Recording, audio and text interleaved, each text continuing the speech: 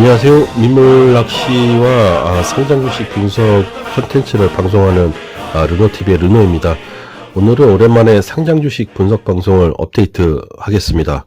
어느덧 제가 주식 방송을 시작한 지 이제 1년이 다 돼갑니다. 하필이면 이제 주식시장 침체기에 유튜브를 시작을 해서 이만저만 지금 속쓰리고 있습니다. 그동안 이제 성일하이텍, 넥스틴, 파라다이스, GKL, 대원제약, 파크시스템스, GS건설에 대해서 영상을 올렸는데요. 이 중에 이제 GS건설이 예상과 달리 상당히 좀 평가 절하되고 있어서 좀 쓸쓸함을 감출 수 없습니다. 이 7개 종목 중에서 오늘은 파크시스템스에 대해서 업데이트 방송을 하겠습니다.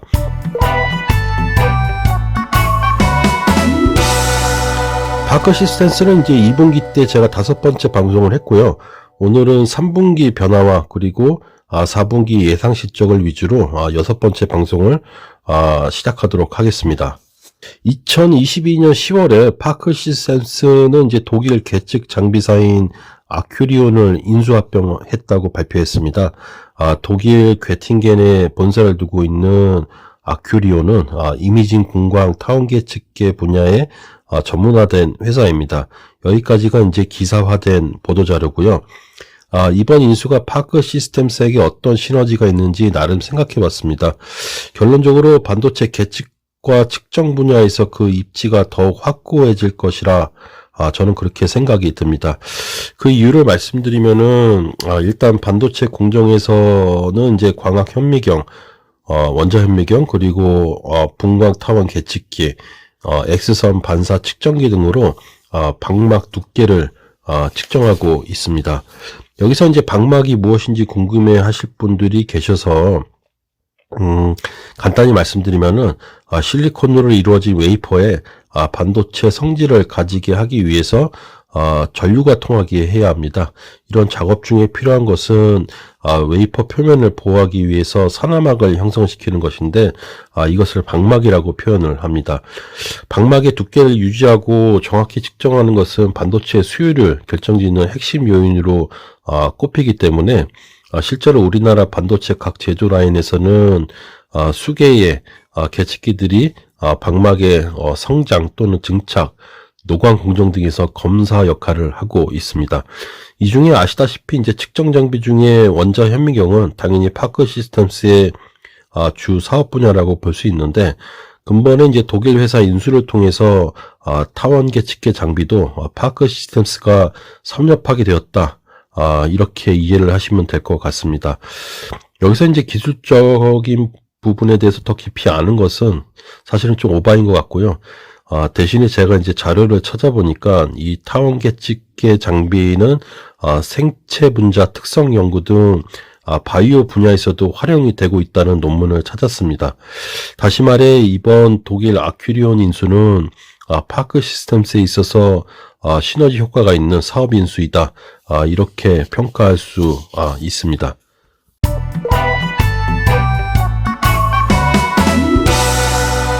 파크시스템스가 이제 반도체 극자위성 공정에서 이제 포토 마스크에 발생하는 나노미터의 크기의 결함하고 이제 파티클을 안전하고 효과적으로 제거할 수 있는 신제품을 출시했습니다.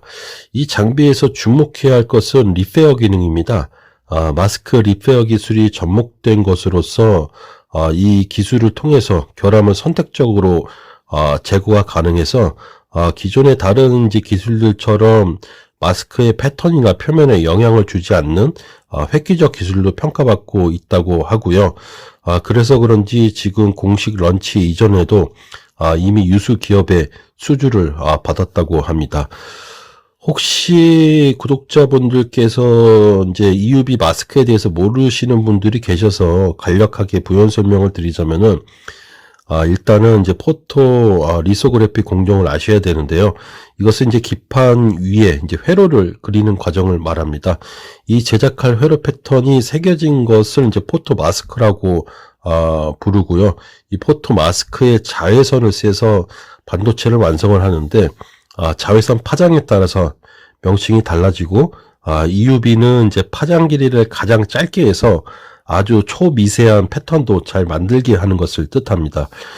이 이제 EUV 장비는 반도체 초미세화 추세에 맞춰서 필수적인 장비로 이제 우리나라의 삼성전자 그리고 대만의 TSMC, 미국의 인텔 등 유수 파운드리 업체들이 도입을 하기 위해 혈안을 벌이고 있는 장비입니다. 삼성전자 이재용 회장이 네덜란드 ASML에 직접 달려가서 장비 확보를 협의한 것도 이 초미세화 반도체 패권의 우위를 차지하기 위한 것입니다. 따라서 이제 최근 언론들이 내년에 반도체 투자가 축소될 것이라는 우려를 하고 있지만은 EUV 관련된 투자는 내년에도 지속되고 오히려 더 성장한다는 것이 다수의 의견입니다. 하지만 이제 이 EUV 장비는 수율이 상당히 좋지가 않습니다. EUV 공정은 회로가 극도로 미세해서 아주 작은 파티클이 있으면 수율이 떨어지기 때문입니다. 그런데 이번에 파크 시스템스가 런칭한 이 장비는 EUV에 사용되는 마스크에 공정상에 발생하는 결함을 제거하는 장비입니다. 때문에 앞으로도 이제 파크 시스템스의 성장성은 문제가 없다. 저는 그렇게 생각을 합니다.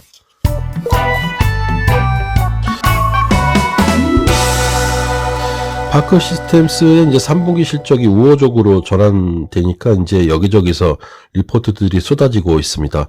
그 중에 이제 4분기 실적을 가장 우호적으로 본 것은 현대차 증권인데, 제가 볼 땐 사실 다소 높은 수치로 4분기 실적을 보고 있고요. 아무래도 이제 수년 전서부터 껌딱지 마냥, 파크 시스템스를 커버했던, 예전 이제 키움증권의 한동혜 연구원이 냈던 최근 자료가 아무래도 가장 객관적이라는 생각이 듭니다. 지금은 이제 SK증권으로 이직을 하신 걸로 알고 있는데, 한동혜 연구원에 따르면은 파크 시스템스의 4분기 연결 실적은 매출 452억 원에 영업이익 154억 원을 제시했습니다. 이 실적은 이제 분기상 파크 시스템스의 사상 최대 실적으로 볼 수 있습니다. 일단 매출 예측에 대해서는 3분기 말 수주 잔고를 700억 원으로 보고 4분기에도 매출이 이어질 걸로 판단한 것인데요. 상당히 좀 수주 잔고를 볼 때 신빙성이 있다. 그렇게 보여집니다. 그리고 영업이익의 경우 아무래도 이제 연말에 성과급 지급도 있을 것이고 3분기보다는 이제 4분기가 달러 환율 차익이익이 좀 축소될 수밖에 없기 때문에 이익률은 다소 조금 낮게 평가한 걸로 그렇게 보여집니다. 어찌됐건 이대로 올해 실적을 마감을 하면은 파크 시스템스의 매출은 올해 첫 1천억 원을 돌파할 걸로 그렇게 보여집니다. 반도체 장비 회사의 경우에 이제 매출 1천억 원을 돌파하기가 상당히 어렵고요.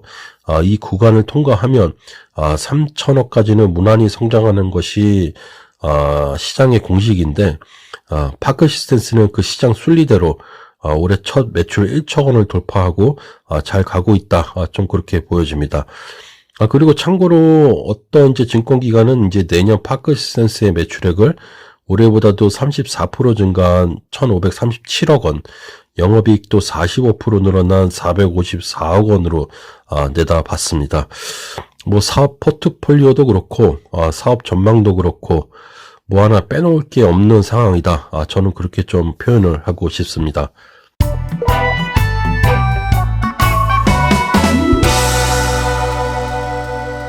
앞서 파크 시스템스의 최근 3분기 주요 이슈에 대해서 다뤄봤고요. 오랜만에 이제 기술적 분석으로 주봉상 차트를 한번 살펴보겠습니다. 참고로 저는 이제 좀 장기 투자를 하기 때문에 일봉 차트는 잘 안 보는 편입니다. 저도 뭐 사실 이제 자이든 타이든 일단 지금 물려있는 구간인데요. 앞으로 향방에 대해서 한번 차트로 예측해 보도록 하겠습니다. 참고로 저는 이제 심리선으로 스토캐스틱하고 이제 이동평균선 지표인 이제 MACD 그리고 이제 장기 흐름을 파악하기 위해서 일목균형표하고 볼린저 밴드를 자주 보는 편입니다. 뭐 기술적 지표는 뭐 어떤 게 꼭 맞다. 그렇게 볼 수 없습니다. 종목마다 이제 자기 자신만의 맞는 보조지표를 보시면 될 것 같습니다.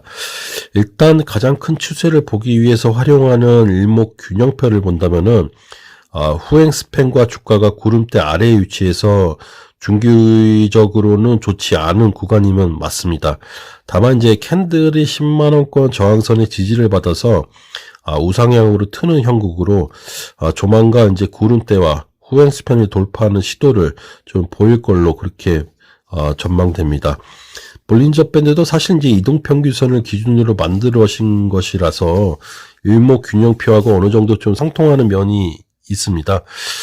볼린저 밴드상 지금 중심선과 상한선이 상방으로 틀은 상황이기 때문에 상방 추세가 앞으로 이어질 걸로 좀 보이지만은 아직 하한선이 추세 전환을 안 한 상황이라서 좀 조심스럽게 지켜봐야 할 걸로 그렇게 보입니다. 다만 이제 캔들이 상한선을 타고 있는 형국이기 때문에 중심선이 10만원 선까지는 당장에 급격한 하락은 없을 걸로 그렇게 보입니다. 이동평균선과 거래량으로 예측을 해본다면은 10만원 선은 쉽게 안 무너질 걸로 그렇게 보이고요. 10만원권에서 13만원 박스권이 형성되어 있어서 이 구간에서 소화 과정이 필요할 걸로 그렇게 보이는데 과거 차트를 볼 때 파크 시스템스는 그 추세 전환이 약 7에서 9개월마다 발생을 했습니다. 따라서 과거 추세를 그대로 적용을 한다면 내년 2023년 1월쯤에는 13만원까지는 재차 상승 시도가 있을 걸로 보입니다. 개인적인 희망으로는 이제 내년 1분기에 4분기 호실적 발표에 힘입어서 좀 13만원권을 강하게 돌파해 주기를 좀 바라고 있습니다.